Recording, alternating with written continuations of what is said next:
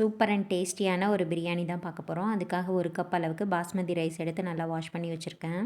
மசாலாக்காக 10 பல் பூண்டு, கொஞ்சமாக இஞ்சி, புதினா, கொத்தமல்லி, ஒரு டேபிள் ஸ்பூன் அளவுக்கு சோம்பு ஆட் பண்ணி நல்லா அரைச்சி வச்சுக்கலாம். இது வந்துட்டு நார்மலாக பிரியாணி பண்ணுற மாதிரி தான். ஆனால் சன்னா வச்சு பண்ணும்போது டேஸ்ட்டு ரொம்பவே சூப்பராக இருக்குங்க.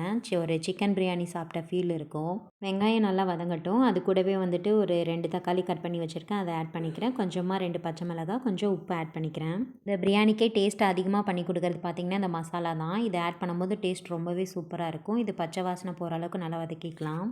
கலருக்காக ஒரு tablespoon Kashmiri red chilli add பண்ணியிருக்கேன். கொஞ்சமாக கரம் மசாலா ஆட் பண்ணிக்கலாம். பாயில் பண்ணி வச்ச சன்னாவை ஆட் பண்ணிடுறேன். இந்த மசாலாவோட நல்லா மிக்ஸ் ஆகட்டும். ஒரு கப் ரைஸ்க்கு 2 கப் தண்ணி ஆட் பண்ணிக்கிறேன். டேஸ்ட் பார்த்துட்டு கொஞ்சம் தேவையான அளவுக்கு உப்பு ஆட் பண்ணிக்கலாம். பத்தலைன்னா கொஞ்சமாக தயிர் ஆட் பண்ணிக்கிறேன். ஆட் பண்ணிவிட்டு ஒரு 2 விசில் விட்டு இறக்குனா சூப்பரான பிரியாணி ரெடி ஆயிடுச்சு. இப்போ இந்த ரெசிபியை ட்ரை பண்ணி பாருங்கள். இந்த வீடியோ பிடிச்சிருந்தா லைக் பண்ணுங்கள், ஷேர் பண்ணுங்கள். மறக்காமல் நம்ம சேனலை சப்ஸ்கிரைப் பண்ணுங்கள். தேங்க்யூ.